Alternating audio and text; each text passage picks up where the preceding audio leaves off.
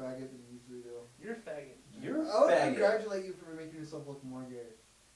I won't.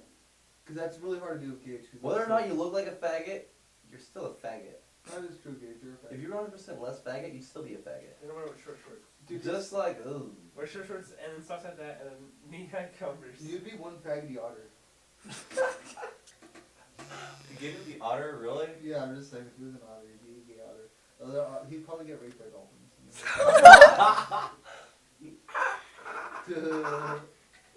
Oh my god.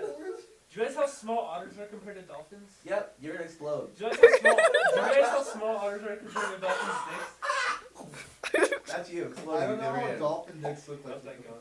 Huh? I don't know what dolphin dicks look like. I don't know if they're like that. I saw that they're based off their size. I'm pretty sure they're pretty big. You're